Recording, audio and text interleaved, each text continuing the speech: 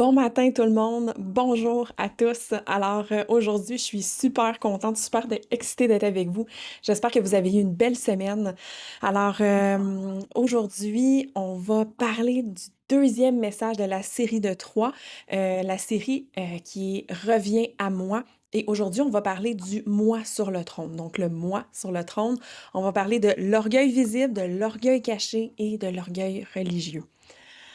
La série, c'est de l'infidélité spirituelle à l'intimité avec Jésus. Amen. Les textes principaux vont être dans Proverbe 4, 23, Jacques 4, 1 à 10, Philippiens 2, 3 à 11 et Jean 15, 5. Et j'ai différents textes à l'appui aussi pour appuyer qu'est-ce qu'on va jaser aujourd'hui. Donc, si vous avez des questions, n'hésitez pas à venir me voir, ça va me faire plaisir de vous les donner. L'orgueil, c'est pas quelque chose qui consiste seulement à croire qu'on est supérieur aux autres ou à penser qu'on est meilleur ou non. L'orgueil, ça apparaît à chaque fois que c'est le moi qui cherche à prendre la place qui appartient à Dieu. Donc, ça veut dire si je me définis sans lui, si je me protège sans lui, si je veux réussir sans lui, contrôler, être glorifié à sa place ou même utiliser les choses spirituelles pour nourrir sa propre importance. Et la réponse de Dieu à l'orgueil, elle n'est pas seulement « Ah, essaye d'être moins orgueilleux ». La réponse de Dieu, c'est descends du trône et laisse Jésus reprendre sa place. Alors, on commence du cœur partagé au moi sur le trône. La semaine dernière, on a parlé du cœur partagé. On a parlé de l'infidélité spirituelle qui arrive quand il y a quelque chose qui commence tranquillement à prendre une place qui appartient à Dieu. Une relation, une ambition, une blessure, même l'argent, le succès, le ministère, notre réputation, nos désirs, notre confort.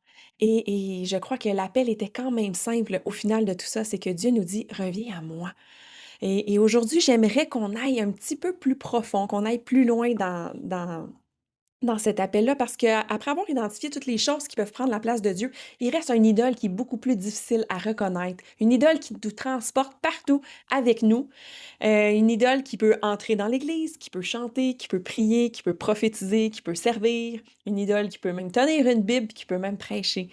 Et cette idole-là, c'est le moi. Et c'est probablement une des idoles les plus difficiles à discerner parce qu'elle ressemble pas toujours à de l'orgueil.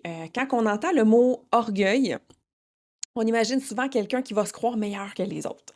Quelqu'un qui va être arrogant ou quelqu'un qui se vante, quelqu'un qui regarde les autres de haut.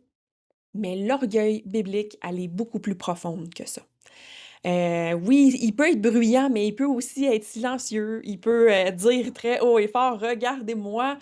Mais aussi, il peut dire, je veux pas que vous me blessez, je me laisserai plus jamais être blessé. Il peut dire, ah, je suis meilleur que toi, mais il peut aussi dire, je dois absolument contrôler qu'est-ce que tu penses de moi. Il peut rechercher des applaudissements, mais il peut aussi vivre terrorisé à l'idée de ne pas être approuvé. Et l'orgueil peut se cacher dans le besoin de tout contrôler, dans l'incapacité de recevoir une correction, dans le besoin d'être constamment validé, dans la peur d'être oublié, même la protection excessive de notre image dans la comparaison, la victimisation, le refus de demander pardon, notre façon qu'on gère nos blessures, dans notre spiritualité même, et même pour ceux qui sont dans le ministère, ça peut aussi être dans notre ministère. L'orgueil, c'est souvent beaucoup plus facile à reconnaître chez les autres que dans notre propre cœur. C'est pourquoi que Proverbe 4, 23 nous dit de garder notre cœur plus que toute autre chose, parce que de lui viennent les sources de la vie. Alors, dans la pensée biblique, le cœur, c'est pas seulement des émotions, c'est pas seulement l'endroit où est-ce qu'on vit des émotions, c'est le centre intérieur de la personne. C'est nos pensées, nos motivations, nos désirs même, notre volonté puis nos décisions. Puis à un moment donné, tôt ou tard, qu'est-ce qui règne dans le cœur va finir par se manifester dans notre vie. Et aujourd'hui, je veux vous amener à un questionnement personnel. C'est pas qui autour de moi est orgueilleux, mais c'est plutôt centré sur toi. Seigneur, et demande cette question-là. Seigneur, est-ce qu'il reste une place dans mon cœur où le moi est encore assis sur ton trône? Alors, on commence avec le premier point, l'orgueil comme qui commence par l'indépendance. Jean 4, c'est extrêmement important pour comprendre ça. Jacques 4, vous prendrez le temps de le lire, c'est tellement bon. Jacques, il commence pas en parlant de gens qui se vantent, il va commencer par demander d'où viennent vos conflits. Puis sa réponse, elle est essentiellement, ils viennent de désirs qui combattent à l'intérieur de vous. Alors, puisque il y a quelques versets plus loin, Jacques, il va parler d'un cœur qui est partagé. Il va parler de l'amitié avec le monde, de l'orgueil, de la soumission à Dieu, puis il va parler aussi de la proximité avec Dieu. Et on voit qu'il y a une progression à travers les versets. Et on voit, premièrement, Dieu, il résiste aux orgueilleux, mais il fait grâce aux humbles. Ensuite, il va dire, soumettez-vous à Dieu. Ensuite, il va dire, résistez au diable. Et ensuite, il va dire, approchez-vous de Dieu. Et après, il va dire, purifiez vos cœurs, hommes irrésolus, hommes au cœur partagé. Et finalement, il va dire, humiliez-vous devant le Seigneur et il vous élèvera. Quand on regarde, c'est pas juste des phrases indépendantes, il y a un mouvement à travers ces versets-là et Dieu y expose le cœur partagé. Ensuite de ça, il expose l'orgueil. Puis, il va appeler la personne à revenir sous son autorité. L'humilité, elle commence donc par la soumission. Et c'est un mot des fois qui nous étire, qu'on a de la difficulté un peu à comprendre, la soumission. Et ça nous ramène à Genèse 3. Genèse 3 va parler de la tentation. Puis c'était quoi la tentation? Fondamentalement, c'était que tu peux définir ta vie indépendamment de Dieu. Tu peux décider toi-même. Tu peux devenir ta propre référence même. Tu peux prendre quelque chose que Dieu seul possède et le placer entre tes propres mains. Cette tentation-là, elle n'a jamais vraiment changé. Le vocabulaire a changé depuis, les cultures changent, les époques changent, mais le mensonge de l'ennemi, de la tentation avec Adam et Ève demeure le même aujourd'hui et t'as pas réellement besoin de dépendre de Dieu. Et l'orgueil prend une part vraiment immense à travers ça parce que l'orgueil va te dire je vais me protéger moi-même, je vais être correct. Je vais me défendre moi-même, je vais contrôler comment que ça va se terminer cette situation-là. Je vais même décider de mon identité, je vais choisir ma propre vérité, je vais préserver ma réputation. Je vais m'élever moi-même. Mais Jésus, il dit dans Jean 15, sans moi, vous ne pouvez rien faire. Puis ça, c'est complètement à l'opposé de l'esprit de notre époque. Notre culture aujourd'hui, elle nous apprend à croire en toi. Trouve tout en toi. T'es ta propre source. Tu peux créer la vie que tu veux. Mais quand on va au sein des Écritures, quand on prend le temps de s'arrêter et de regarder qu'est-ce que Jésus nous dit, il va dire demeure en moi. C'est pas du tout la même chose. Le christianisme, c'est pas Jésus qui vient améliorer la vie que j'ai décidé de construire. Le christianisme, c'est Seigneur, ma vie t'appartient. Amen. Il y a l'orgueil et la fierté. J'aimerais apporter une petite nuance ici. Parce qu'en français, on utilise parfois la fierté de plusieurs façons. Et il existe une satisfaction quand même qui est saine, OK? Je peux être fière de mon enfant, je peux être reconnaissante du travail que j'ai accompli. J'ai travaillé fort, je suis fière de ce que j'ai fait. Je peux reconnaître même les capacités que Dieu m'a données. Donc, j'ai des talents, j'ai des choses, des capacités que Dieu m'a données, que je fais comme «Wow! Je suis fière de porter ce que Dieu m'a donné». L'humilité, elle demande pas de prétendre qu'on n'a aucune valeur. L'humilité, c'est pas de regarder dans le miroir puis de se dire je suis rien, je vaux rien, je sais rien, je connais rien. Non. Si je peux résumer ça, c'est que la fierté devient un problème quand que la reconnaissance devient une auto-exaltation de moi-même et quand que ce que Dieu m'a donné devient la preuve que j'ai plus besoin de lui. Fait que là, la bénédiction, ça devient ma sécurité. Quand que le don, ça devient mon identité. Quand que le succès va devenir ma valeur. Et là, je peux commencer à prendre pour moi la gloire qui revient à Dieu, puis on s'en rend pas compte des fois. Puis c'est exactement pourquoi que 1 Timothée 6, 17, il avertit ceux qui possèdent des richesses de ne pas devenir orgueilleux et surtout de ne pas placer leur espérance dans leur richesse, mais en Dieu. Et là, on doit être capable de voir le lien ici. Le problème, c'est pas l'argent.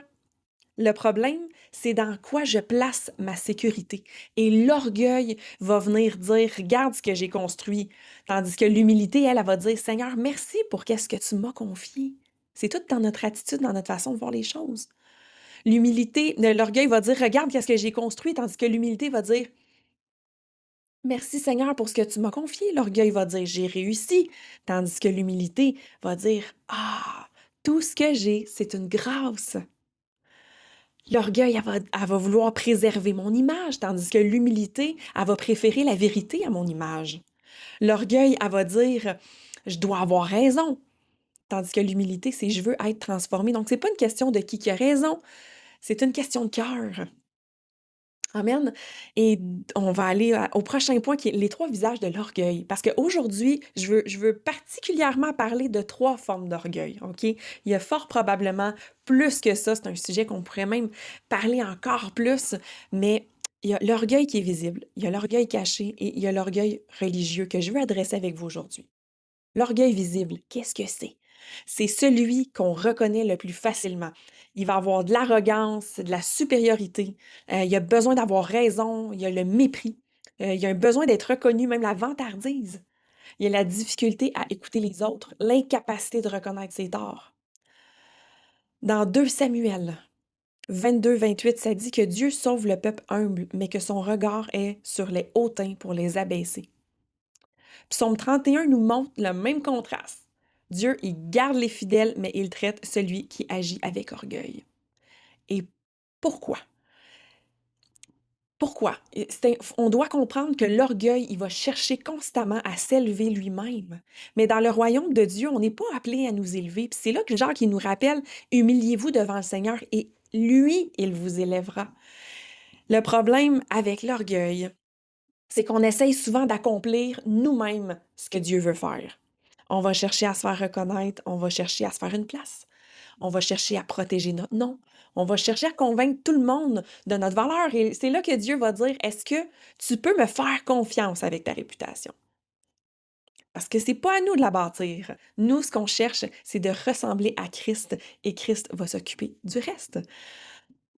Le deuxième point, on est rendu à le deuxième point, à la deuxième définition. Excusez, on a fait l'orgueil qui est visible et maintenant l'orgueil caché.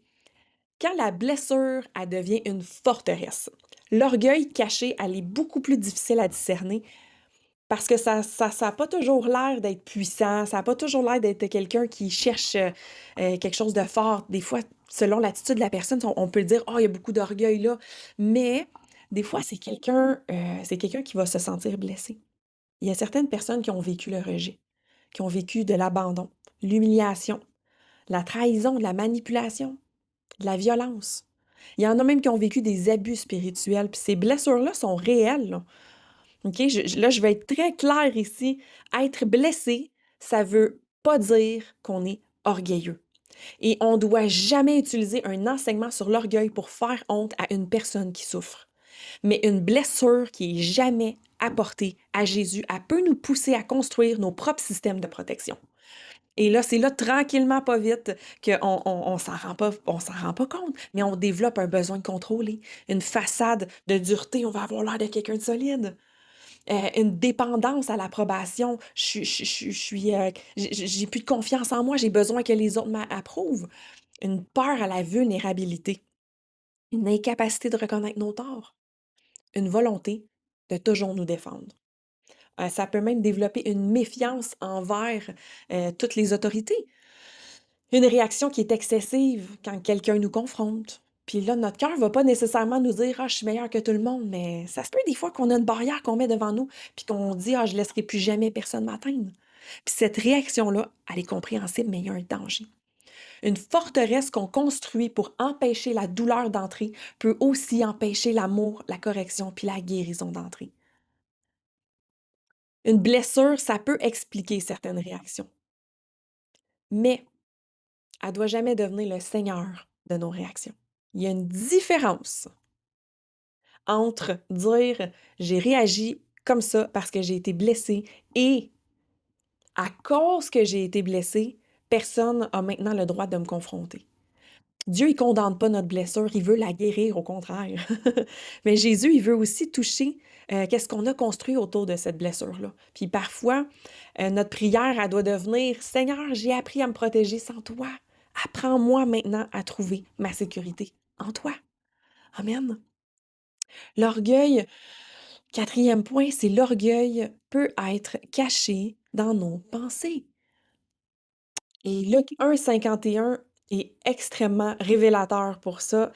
Marie, elle parle de Dieu qui disperse les orgueilleux, mais elle ajoute dans les pensées de leur cœur.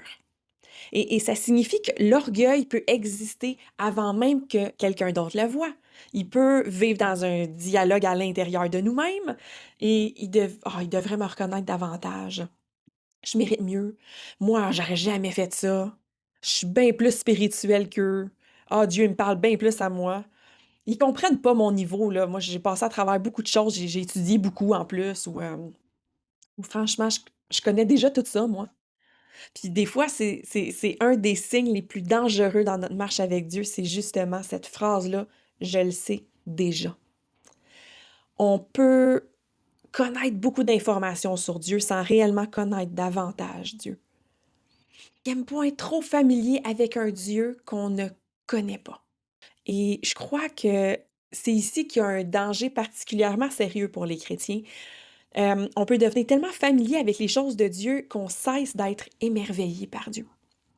Puis il existe une bonne familiarité, là, c'est correct, mais l'intimité, on peut appeler Dieu notre Père, on peut nous approcher de lui avec assurance. On peut venir dans sa présence, lui parler, pleurer même devant lui. On peut vivre près de lui. Mais l'intimité, elle devrait jamais produire l'irrévérence. Plus que je connais Dieu, plus que je devrais l'aimer et plus que je devrais le connaître aussi, plus que je devrais apprendre à connaître qui il est. Il y a donc une différence entre l'intimité et la familiarité charnelle. L'intimité, elle va dire je connais mon père, tandis que la familiarité charnelle, elle va dire je connais déjà Dieu, il peut plus vraiment me surprendre, me reprendre ou me déranger. Puis il existe un texte extrêmement troublant dans 1 Samuel 2. C'est les fils d'Élie.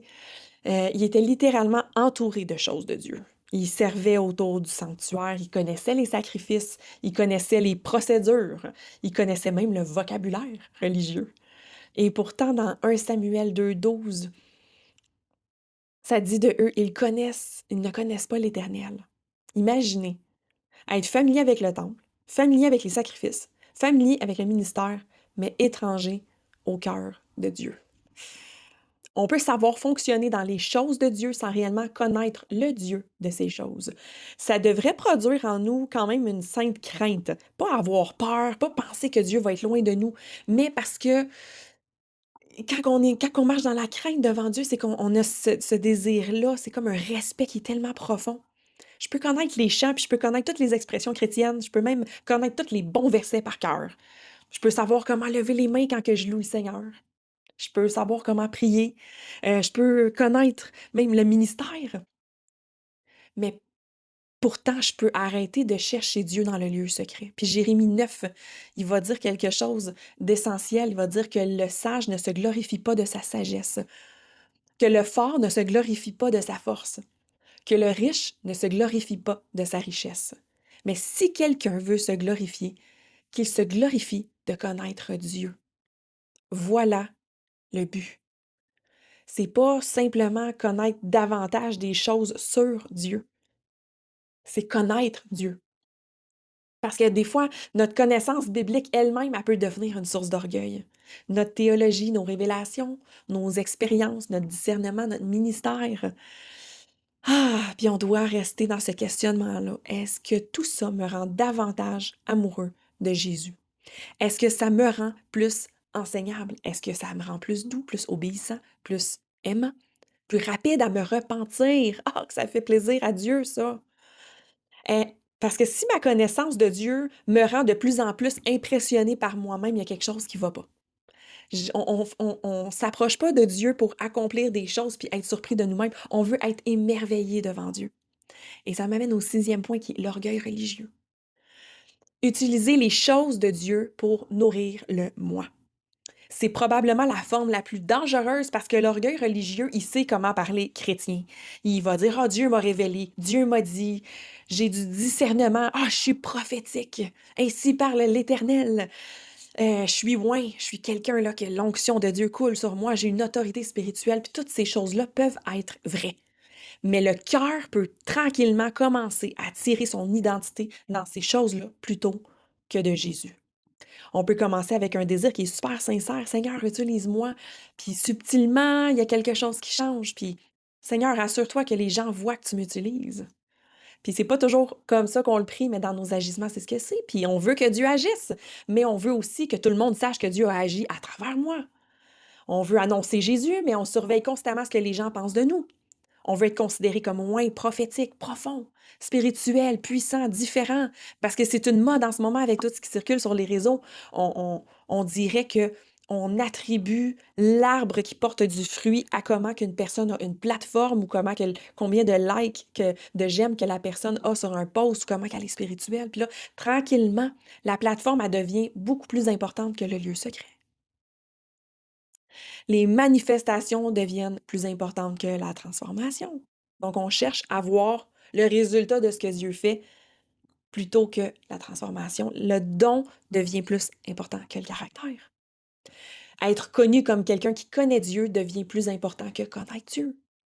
Alors, on doit se poser des questions qui nous amènent dans une réflexion. Puis, il y a une question que je trouve qui est quand même extrêmement confrontante, mais qui est importante, c'est est-ce que je veux réellement que Jésus soit glorifié ou est-ce que je veux être reconnu comme la personne qui l'a glorifié? Et ça m'amène au prochain point qui est l'onction et l'orgueil. Je vais apporter une nuance importante ici. Parce que on entend des fois: «Ah, l'onction, elle fonctionne pas chez les orgueilleux». Puis je comprends l'idée derrière cette phrase, mais bibliquement, je pense qu'il faut être plus précis que ça parce que les dons sont des dons de grâce. Dieu peut utiliser des personnes imparfaites, on est tous imparfaits. Quelqu'un peut avoir un véritable don et avoir, encore beaucoup de problèmes dans son caractère. La manifestation d'un don approuve pas automatiquement la maturité spirituelle d'une personne. Et je dirais peut-être plutôt l'orgueil produit jamais l'onction, mais l'orgueil résiste à la grâce dont on a besoin pour porter sainement ce que Dieu nous confie. Parce que Jacques, il va dire, Dieu résiste aux orgueilleux et donne sa grâce aux humbles. Alors pensez à la gravité de cette phrase-là. Je peux résister au diable, mais je veux certainement pas me retrouver dans une posture où est-ce que Dieu lui-même résiste à mon orgueil. Et si on remarque la suite, ça dit soumettez-vous à Dieu, résistez au diable et il fuira loin de vous. Approchez-vous de Dieu, il s'approchera de vous. Puis l'ordre, elle est importante. Avant l'autorité spirituelle, il y a la soumission. Avant de vouloir fuir le diable, tu dois te mettre sous l'autorité de Dieu. L'autorité du royaume, elle commence pas avec quelqu'un qui pense qu'il est puissant ou qui se croit puissant. Elle commence avec quelqu'un qui est soumis à Dieu. Amen. Prochain point, huitième point, c'est le don, ce n'est pas le caractère.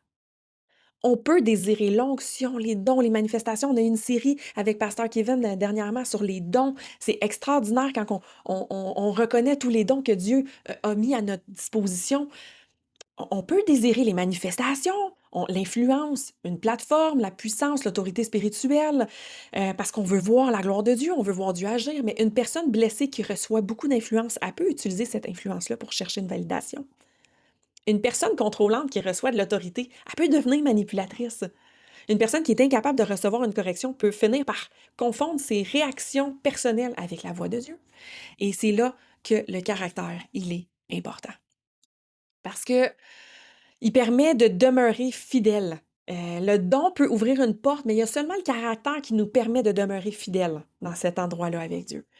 Et je vais aller même encore plus loin si on cherche l'humilité seulement parce qu'on veut avoir plus d'onction. On peut même transformer l'humilité en outil pour nourrir notre orgueil. Seigneur, rends-moi humble pour que je devienne plus puissant. On voit le genre? Seigneur, rends-moi humble pour que je puisse être encore plus utilisé par toi. Le moi, il est encore là. Puis il vient seulement prendre un nouveau vocabulaire religieux. Le but de l'humilité, là, c'est pas de devenir impressionnant spirituel. Le but, c'est de devenir davantage semblable à Jésus. Puis c'est là que 1 Corinthiens 13 doit remettre toute notre théologie dans des dons en ordre. Parce que Paul, il dit essentiellement, je pourrais parler des langues. Il dit même, je pourrais prophétiser. Je pourrais comprendre les mystères, je pourrais avoir une foi qui est extraordinaire, je pourrais accomplir des sacrifices énormes. Mais si je n'ai pas l'amour, je ne suis rien. Et portez attention ici, il dit pas si je n'ai pas l'amour, je n'ai rien. On parle pas de posséder quelque chose ici, on parle d'être. Si je n'ai pas l'amour, je ne suis rien. C'est ça qui est confrontant. Parce qu'on peut avoir une manifestation, puis on peut manquer le cœur de Dieu. On peut défendre la vérité et manquer d'amour, ne pas aimer. On peut avoir raison puis manquer Jésus dans notre façon d'avoir raison. On peut chercher l'onction, mais Paul il dit qu'il existe quelque chose de plus grand encore, c'est l'amour. Amen. On doit chercher à représenter Christ et on doit marcher dans l'amour. Le prochain point, le 9e point, c'est l'orgueil, la convoitise et la luxure. C'est 3 portes du moi. Puis je veux pas développer entièrement ce point-là aujourd'hui, mais il faut comprendre qu'il existe un lien entre plusieurs désirs du monde. Puis 1 Jean 2 va parler des désirs de la chair, des désirs des yeux, de l'orgueil de la vie. Puis si on le résume rapidement, ça peut être je veux ressentir, je veux posséder, je veux devenir quelqu'un à mes propres yeux. La chair, elle va dire satisfais-moi, tandis que la convoitise, elle va dire donne-moi, puis l'orgueil, elle va dire élève-moi. Dans nos attitudes, on doit se déposer. Est-ce que je cherche à satisfaire quelque chose?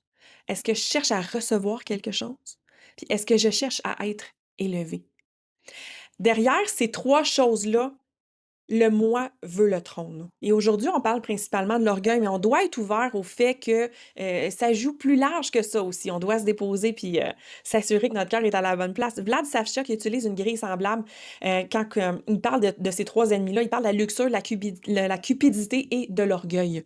Mais on doit remarquer quelque chose ici, c'est que l'orgueil, elle peut nourrir les 2 autres. Puis exemple, pourquoi est-ce que je convoite? Pourquoi on a de la convoitise? Puis des fois, c'est parce que l'autre menace que l'image que j'ai de moi. Puis pour certaines personnes, elle va chercher continuellement des expériences, du plaisir, de l'attention ou des relations. Puis des fois, il faut constamment nourrir un moi qui n'a jamais appris à trouver une satisfaction en Dieu. Puis 1 Corinthiens 5, il nous donne un exemple qui est troublant.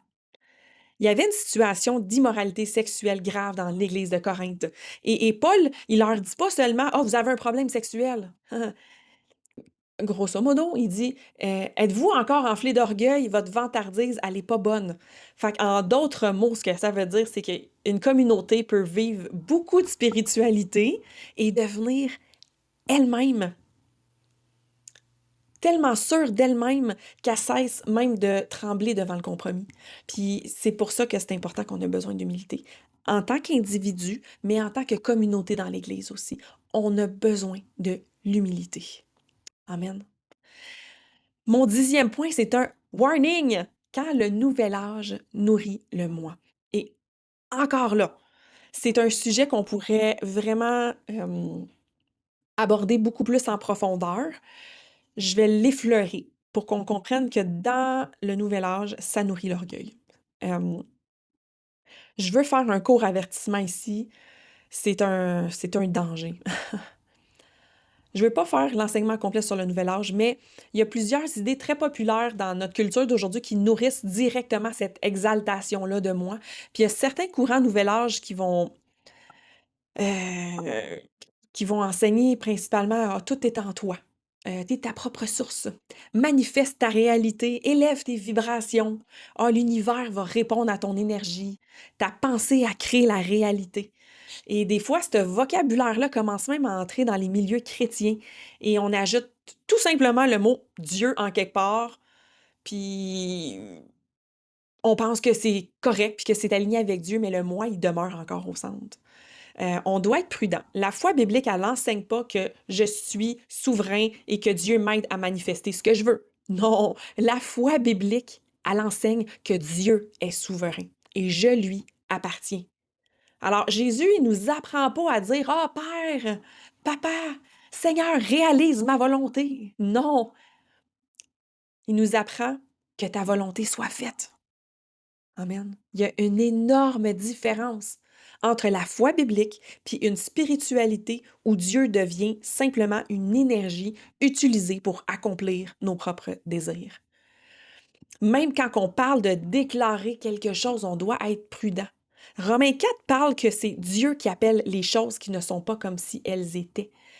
Le sujet du texte, c'est Dieu. C'est pas nous, c'est pas notre ego, c'est pas nous qui donnons la création de quelque chose. C'est pas que nos paroles ont de l'importance, qu'on proclame la parole, qu'on confesse notre foi ou qu'on prie avec autorité. Le sujet du texte, c'est pas notre ego. On on n'est pas des petits dieux qui commandent à l'univers de satisfaire nos désirs et on doit faire attention. Oui, on peut déclarer, on peut apporter des déclarations qui sont alignées avec la parole de Dieu, qu'on veut voir la parole de Dieu, les promesses de Dieu prendre vie, arriver en existence, parce que ce que je déclare, c'est la parole de Dieu, mais c'est la parole de Dieu, c'est pas le moi. On est des enfants qui dépendent de leur père. Puis des fois, le nouvel âge, il ressemble énormément au vieux mensonge de la Genèse 3 qui dit: Ah, vous serez comme Dieu. On doit faire attention. Le serpent, il commence pas toujours par essayer de nous faire devenir athées, là. Il essaie pas de nous tasser de Dieu directement puis dire qu'on croit pas. Non, c'est que des fois, il suffit simplement de déplacer Dieu du centre et de mettre le moi à sa place. Et c'est pourquoi qu'on doit discerner qu'est-ce qui entre dans notre spiritualité. Puis cette pratique-là, elle m'apprend à dépendre davantage de Jésus. C'est une question qu'on doit se poser. Dans cette pratique-là, dans ce que je fais là ou dans ce que je dis là, est-ce que ça m'apprend à dépendre davantage de Jésus? Ou est-ce que ça me donne l'impression que je possède maintenant une technique qui me permet de contrôler ma vie? Une produit la foi, l'autre peut nourrir l'orgueil. Le nouvel âge, c'est dangereux et on doit faire attention, ça peut même devenir une forme de sorcellerie. Alors, faisons attention et on ne parle pas d'énergie, d'univers et de lumière et de non. Jésus nous dit, il nous demande d'être la lumière. Dans Matthieu, il en parle, il va nous dire, sois la lumière, parce qu'il veut qu'on brille, il veut qu'on soit des petits Jésus, qu'on puisse représenter, d'être des ambassadeurs pour Christ. Mais il nous dit pas, d'être Jésus. Les vibrations puis ces choses-là, c'est pas des choses de Dieu. On n'est pas conduit selon nos émotions, au contraire. Puis quand on rentre dans cette forme-là d'énergie positive, négative ou de vibration, on rentre dans la sorcellerie, on rentre dans le nouvel âge qui nous met tellement focalisés sur les émotions, sur le moi, qu'est-ce que moi je porte. Puis ça nous tasse complètement de l'élément essentiel qui est Christ. Tout est à propos de Jésus, c'est pas à propos de nous. Alors, on doit être alerte. Le New Age, s'il y a des pratiques, des choses que tu connais pas, que tu sais pas, va vers ton leadership, va vers ton pasteur, pose des questions. Assure-toi que qu'est-ce que tu utilises pour nourrir ta foi puis pour grandir ta relation avec le Seigneur, qu'elle est alignée avec la parole de Dieu. 11e point, les signes d'un cœur qui commence à résister. Alors, comment est-ce qu'on peut discerner l'orgueil? Pas pour faire une checklist là, puis commencer à diagnostiquer tout le monde qui est autour de nous. Non, mais on veut se laisser sonder. Et quelques signaux qui peuvent être bons à déceler, c'est la difficulté à recevoir une correction quand on a tout le temps besoin d'avoir raison. Des réactions qui sont démesurées quand on est confronté dans une situation, même si on aurait raison, mais est-ce qu'on a une réaction qui est disproportionnée? Est-ce qu'on marche dans la comparaison, la jalousie, la susceptibilité? Est-ce qu'on est dans la critique constante? Est-ce que l'incapacité de demander pardon aussi? Puis je vais revenir sur la critique constante parce que des fois, on s'en rend pas compte, mais ça va être des petits détails de Ah oui, ah, toi qui es toujours en retard ou au travail, elle, on le sait, elle parle tout le temps, elle prend toute la place ou la critique constante, ça démontre qu'il y a quelque chose dans notre cœur qui va pas bien. Parce que quand il y a quelque chose qui fonctionne pas autour de nous, ça nous appartient pas. qu'on le soumette à Dieu. C'est une problématique qu'on a, qu'on le soumette à Dieu. Puis je veux faire une parenthèse pour donner un témoignage de ma mère, qui au travail, elle a vécu quelque chose. Après un long arrêt de travail, quand elle est revenue, tout le personnel avait changé et l'image qu'ils avaient d'elle, c'est ce qu'ils avaient entendu. Ils ne pouvaient pas l'avoir, ils ne la connaissaient pas. Et elle a vécu vraiment des injustices, puis elle aurait eu raison d'être en colère, elle aurait eu raison de critiquer, de chialer, même de détruire l'image de l'autre personne qui essayait de lui faire du mal, puis de briser son image, parce que ça leur a été fondé. Mais elle a choisi de se déposer devant Dieu. Je dis pas qu'elle a pas eu sa crise de rage, là, sauf qu'elle a décidé de rien faire avec ça, de ne pas se laisser conduire dans l'émotion, de se déposer devant Dieu. C'est-à-dire, voici Seigneur les émotions que j'ai. Voici Seigneur la vérité de qu'est-ce que je suis en train de vivre. Il sait, il connaît la situation. De dire maintenant, Seigneur, je me laisse pas conduire par ça. Et elle a vraiment vu la gloire de Dieu et elle le vit en ce moment même dans son travail. Ils peuvent voir la personne qu'elle est. Fait toute la différence. Donc ça, c'est être une lumière. Quand tu brilles pour Christ, ça veut dire que dans ton caractère, dans tes émotions, dans comment tu es conduit dans des situations, dans des événements, tu reflètes le caractère de Dieu. Puis ça, là, c'est la plus belle chose qu'on peut porter sur notre cœur, c'est ce désir-là de refléter l'image de Christ. Amen, parce qu'on devient des Bibles vivantes. J'aime tellement ça. La résistance envers l'autorité qui nous confronte. J'en entends même des chrétiens qui se font arrêter, ils ont roulé, ils ont dépassé la limite de vitesse ou ils ont pogné un stop, puis c'est le foutu de policier, puis on ne peut pas croire que ça représente le cœur de Dieu, ça. On a besoin de comprendre qu'est-ce qui fait que j'ai de la difficulté à recevoir une correction dans cet endroit-là. Et ces comportements-là, ça prouve pas automatiquement qu'une personne, elle est orgueilleuse, là. Faut pas commencer à mettre des étiquettes puis des post-it dans le front de tout le monde, dire: «Ah, tu réagis de même, fait que là, t'es orgueilleux, puis ça, c'est de l'orgueil, puis c'est de l'orgueil». Mais ça peut être des red flags, comme des drapeaux rouges sur notre tableau de bord spirituel. Puis je crois qu'un des tests les plus simples, c'est celui-ci, c'est: qu'est-ce qui se passe en moi quand que quelqu'un me corrige? Ça, c'est un élément central. Je parle pas d'accepter toutes les accusations, toute correction est pas juste, là, OK? Toute autorité, elle est pas saine non plus. Toute critique, ça vient pas de Dieu non plus. Mais est-ce que je suis encore capable de me demander: «Seigneur, est-ce qu'il y a quelque chose que tu veux me montrer là-dedans?» L'humilité, là, ça veut pas dire qu'on fait jamais d'erreur. Ça veut dire, qu'est-ce que l'humilité signifie? C'est que on est encore corrigeable quand on en fait, parce qu'on va encore en faire des erreurs. Mais l'humilité, c'est de reconnaître que je peux faire des erreurs puis que j'accepte d'être corrigée. Le prochain point, le 12e point, c'est la pression, elle révèle le cœur. Et parfois, Dieu va se servir des circonstances pour nous montrer des endroits qu'on ne voit pas, une correction, une attente, une porte qui se ferme ou une contrariété. Puis des fois, on va se dire comme: «Ah, OK, cette porte-là s'est fermée parce que c'était la personne qui était pas bonne pour moi», ou sans dire que Dieu, ferme des portes à cause de nous, non, mais je crois fermement qu'il y a aucun endroit que Dieu, permet qu'on passe, qui est pour nous détruire. On n'a pas un Dieu qui détruit, lui, il veut construire. Donc je crois que dans chaque événement, chaque situation qu'on passe dedans, c'est à Dieu qu'on doit se déposer. C'est devant lui qu'on doit se déposer, dire: «Seigneur, je vis telle situation. Je veux pas être victime de cette situation-là. Je veux pas donner la gloire au diable. Je sais déjà que je suis plus que vainqueur parce que tu es là puis tu marches devant moi, Seigneur.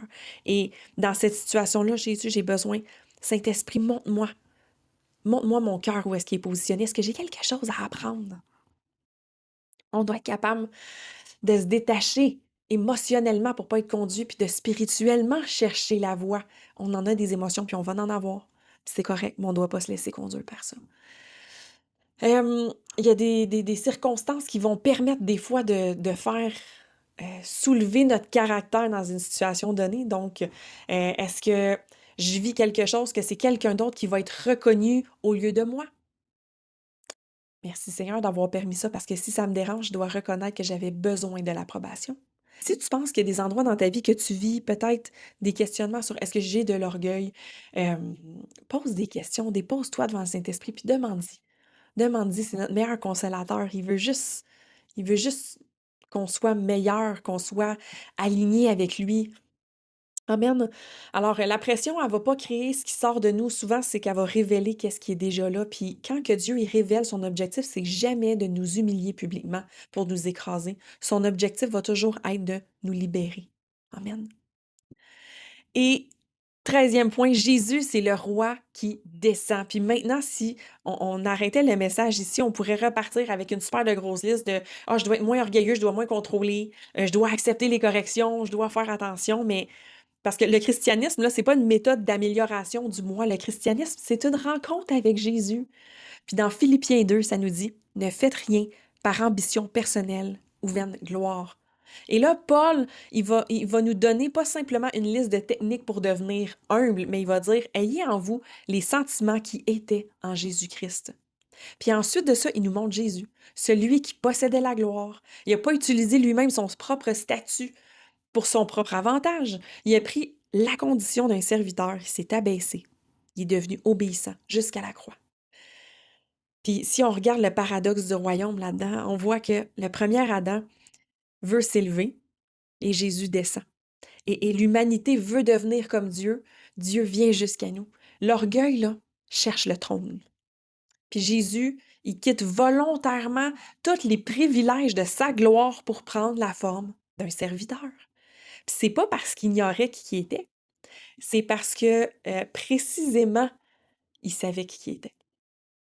Jésus, là, il avait absolument rien à prouver à personne. Il savait qu'il venait du Père, il savait où est-ce qu'il s'en allait. Il pouvait servir, il pouvait laver les pieds, il pouvait être rejeté sans changer son identité, il pouvait recevoir même les accusations sans laisser les accusations déterminer qui il était. Il était inébranlable. Il pouvait obéir quand l'obéissance lui coûtait tout. L'humilité de Jésus, là, elle venait pas d'un manque d'identité, elle venait d'une identité parfaitement enracinée dans le Père. Voilà pourquoi notre solution, elle n'est pas de nous mépriser, mais notre solution, c'est de savoir profondément c'est qui Jésus. Moi, là, qui je suis en lui. Quand je sais que je suis aimée, j'ai pas besoin que tout le monde m'applaudisse. Quand je le sais que je suis acceptée en Jésus, je peux reconnaître que j'ai eu tort sans que mon identité s'effondre. Je sais que mon Père me voit, je peux servir quand que personne d'autre voit, quand que personne regarde. Quand je sais que Dieu tient ma vie entre ses mains, je peux lâcher le contrôle. Quand je sais que Dieu est ma sécurité, je n'ai pas besoin de manipuler les gens pour qu'ils restent. Quand Jésus est véritablement sur le trône, le moi peut enfin arrêter de se battre pour essayer toujours de remonter dessus. Amen. Et mon dernier point, et au-dessus de tout, l'amour. Puis je veux terminer là-dessus, parce que quand on parle d'orgueil, de sainteté, d'onction, de caractère, de correction, on doit faire attention de ne pas créer une nouvelle génération de chrétiens juste plus sévères. Le but, là, c'est pas d'avoir une église qui est remplie de personnes qui analysent continuellement l'orgueil chez les autres puis qu'on met des étiquettes. Vraiment pas, on n'est pas personne pour critiquer personne. Mais le but, c'est d'avoir une église qui ressemble à Jésus. Amen. Qu'est-ce que Jésus mettait au centre? C'était l'amour. Puis Paul, il va dire, la foi, l'espérance et l'amour demeurent, mais la plus grande, c'est l'amour. Est-ce que ce que Dieu fait en moi me rend davantage semblable à Jésus? Parce que le résultat de la maturité chrétienne, c'est pas que tout le monde dise ah, wow, quelle personne puissante. Ah, wow, on dirait un des grands hommes de Dieu qu'on a connus dans le temps. Non. Ce que le but, là, c'est que les gens puissent reconnaître cette personne-là, elle ressemble à Jésus. Puis Jésus lui-même dit que ses disciples seront reconnus à l'amour qu'ils ont les uns pour les autres. Alors oui, on combat l'orgueil, on rejette le compromis, on garde notre cœur, on marche dans la sainteté, on recherche les dons, on veut l'onction, mais jamais, jamais au prix de l'amour. Parce que si mon combat contre l'orgueil me rend orgueilleux de mon humilité, j'ai encore perdu Jésus de vue. Si ma sainteté, elle me fait regarder les autres de haut, j'ai manqué quelque chose. Si mon discernement m'empêche d'aimer, ça veut dire qu'il y a quelque chose qui n'est pas aligné. La vérité puis l'amour sont jamais ennemis. En Jésus, la vérité a un visage et ce visage-là aime. Amen. Alors, qui est sur le trône? Puis aujourd'hui, je veux pas qu'on termine en pensant aux autres. Non, non. J'aurais aimé ça qu'un tel entende ce message-là ou ah, ça décrit cette personne-là, je reconnais, je vois des visages puis des noms pendant que le message a lieu. Non. Parce que si pendant tout le message sur l'orgueil, on a vu seulement l'orgueil chez les autres, on a peut-être déjà trouvé notre première réponse. Alors, le but, c'est pas de pointer vers les autres, puis c'est pas de se condamner nous-mêmes, mais c'est de sonder notre cœur. Puis notre prière, ça devrait être exactement ça. Seigneur, sonde-moi. Est-ce que le moi est encore sur le trône en quelque part? Est-ce que je dois toujours avoir raison? Pose des questions au Seigneur. Dans des situations que tu vis, que tu n'as pas le contrôle, Seigneur, fais ressortir mon cœur là-dedans. Est-ce que mon identité, elle repose sur Jésus? Est-ce que je cherche Dieu? Est-ce que je suis devenu familier avec les choses de Dieu, sans continuer à chercher le cœur de Dieu? Alors, on doit s'assurer de vérifier qu'on grandit dans l'amour parce que Jésus ne nous appelle pas à nous écraser. Oh non, oui, jamais. Il nous appelle parce qu'il nous aime trop pour nous laisser esclaves de notre propre moi. L'orgueil, elle promet de nous protéger, mais Jésus nous offre une sécurité qui est encore plus profonde que ça. Puis l'orgueil, elle va nous promettre de nous élever, mais Dieu nous dit, humilie-toi devant moi et moi, je t'élèverai. Amen. Fait que Jésus nous dit de lui faire confiance, de demeurer en lui. Et il nous dit, suis-moi. Alors aujourd'hui, l'appel de Jésus reste le même que la semaine dernière. Reviens à moi. Pas seulement arrête d'être orgueilleux, c'est facile à dire, mais c'est plutôt descends du trône, reviens à moi. Laisse-moi être ton Seigneur, ta sécurité, ton identité puis ta source. Amen. Fait qu'on va prier ensemble. Seigneur, nous venons devant toi aujourd'hui sans masque. On vient avec toi, Seigneur, avec un cœur ouvert, nu devant toi, Seigneur. On ne veut pas utiliser ce message-là pour examiner les autres, Seigneur, mais on te demande de venir sonder notre propre cœur, Jésus. Montre-nous l'orgueil visé, l'orgueil caché ou l'orgueil religieux. Montre-nous les endroits, Seigneur, où le moi cherche encore à prendre la place. Pardonne-nous lorsqu'on a voulu vivre indépendamment de toi, Seigneur. Pardonne-nous, Seigneur, quand on a protégé plus notre image que rechercher la vérité elle-même, ta vérité. Pardonne-nous, Seigneur, pour les fois où est-ce qu'on a recherché la reconnaissance des hommes. Quand on a désiré être vu comme spirituel beaucoup plus que désiré de te connaître. Seigneur, pardonne-nous quand on est devenu familier avec tes choses sans continuer à être émerveillé devant toi. Seigneur, je veux être émerveillé devant toi, Jésus. Seigneur, touche aussi nos blessures. On remet les endroits où est-ce qu'on a appris à protéger des choses sans toi, à se protéger sans toi, les murs qu'on a érigés, le contrôle, la peur. Seigneur, je te demande pardon pour la peur, la méfiance. Besoin d'être reconnu, mon cœur, Seigneur. Donne-moi d'avoir un cœur qui est enseignable, un cœur qui est tendre. Seigneur, un cœur qui est capable de se repentir. Seigneur, je veux un cœur qui sert dans le secret puis qui n'a pas besoin d'être célébré. Seigneur, donne-nous la pensée de Christ, puis plus que tout, apprends-nous à aimer, que nos dons, nos talents puissent te servir, Seigneur. Seigneur, que tu places entre nos mains, Seigneur, tout ce que tu places entre nos mains, ramène les regards vers Jésus. Ramène la gloire vers toi, Seigneur, parce qu'on veut te connaître. On veut pas seulement être utilisé par toi, Jésus, on veut goûter à toi. On veut pas seulement porter ton nom, Seigneur, on veut porter ton cœur. Alors, Jésus, reprend toute la place. Reprends le trône, Seigneur, parce que tout vient de toi, tout existe par toi, Seigneur, puis toute la gloire t'appartient. Amen. Alors, on a parlé d'un sujet important aujourd'hui et je crois vraiment beaucoup que c'est même un endroit où est-ce qu'on peut prier pour de la délivrance. Et on devrait se sonder puis s'examiner parce que l'orgueil, c'est un endroit c'est un des péchés qui est difficile à reconnaître sur nous-mêmes parce que c'est lui-même le péché, de vouloir nous mettre au-dessus. Alors, qu'on se mette dans une posture de prière puis de demander au Seigneur de guérir notre cœur, de guérir nos blessures puis d'exposer ce qui a été exposé. Amen. Alors, la semaine prochaine, on va parler de consécration, message d'exhortation, d'encouragement, parce que c'est bon d'exposer les choses qui peuvent nous éloigner de Dieu, de sa présence, parce que c'est pas lui qui s'éloigne, c'est nous qui nous éloignons, mais c'est important de voir qu'il y a un espoir, puis que le Seigneur est tellement bon, puis qu'il nous a donné des outils extraordinaires, puis son amour, elle est tellement incroyable envers nous. Alors, je vous embrasse, soyez bénis, bonne semaine tout le monde.